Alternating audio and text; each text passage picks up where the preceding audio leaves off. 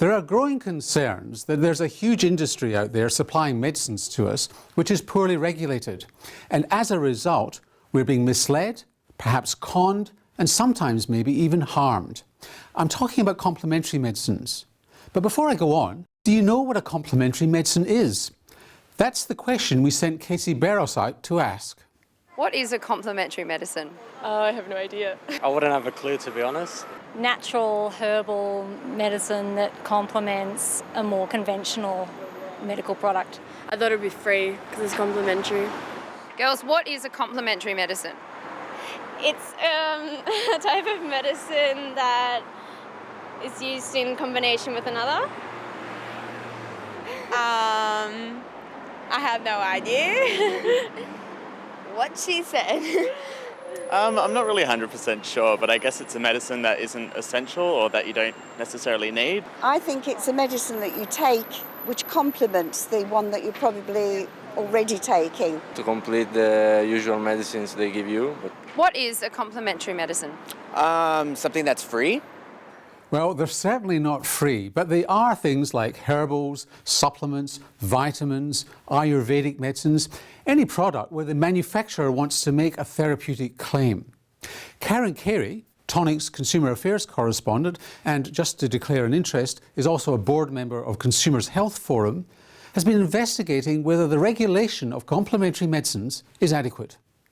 Consumers are spending a lot of money on complementary medicines, around $4 billion a year. So quite clearly people are voting with their feet. They want to use these products.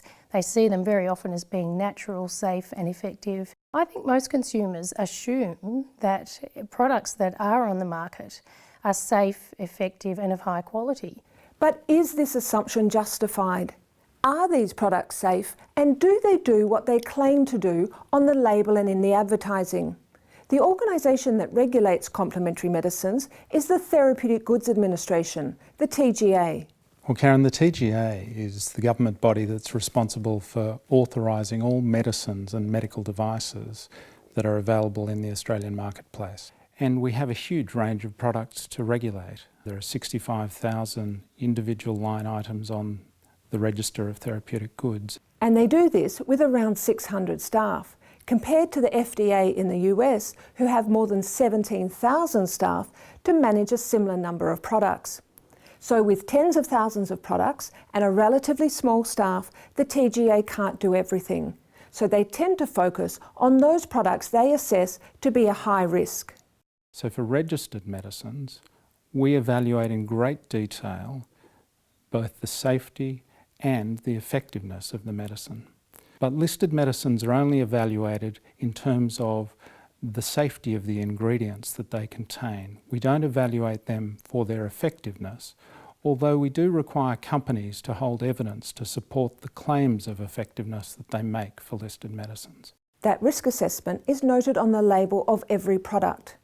And OST-R means the product is registered and is a higher risk, and OST-L means the product is listed and is a lower risk. All medicines that are included on the Australian Register of Therapeutic Goods have been authorised to be supplied into the Australian marketplace.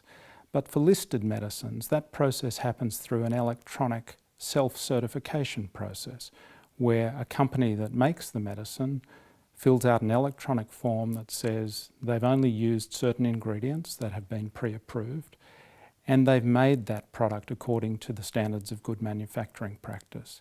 Now that company has to certify that they meet the regulatory requirements, but we don't evaluate that product before it reaches the market to check whether those claims are backed up by evidence of efficacy. So there you have it. The TGA does not assess whether or not complementary medicines work. And when it comes to safety, we have to take it on trust. Trust that they've told the regulator the truth about what's in the complementary medicine, and trust that they haven't put anything dangerous into the complementary medicine. I think consumers have a right to know what is and isn't regulated, and I think at the very least we should be labelling products that the TGA isn't regulating to say that these products are not actually tested by Australian authorities, because I think the vast majority of consumers assume that that's exactly what's happening when it's not. They expect that someone in government is there to make sure that the products that we use are safe, and that's what we do. But we do rely on information coming from consumers and healthcare providers when problems do occur with medical devices or with medicines. And indeed, we encourage the public to report problems to us, either by phone or via our website or fax or email. So it's really important that if you feel you've suffered a side effect or a complication from a complementary medicine you've been taking, that you tell the TGA or the medicines line about it so that action can be taken. We'll have details about how to do that on our website, tonictv.com.au. And as you heard, while manufacturers of complementary medicines don't have to supply evidence to the TGA to prove that their products work, they are supposed to hold it and make it available if asked. So if you want to know the evidence behind a product that you might be taking, why not send us an email and we'll ask the manufacturer for you. It'll be fascinating to see what sort of response we get.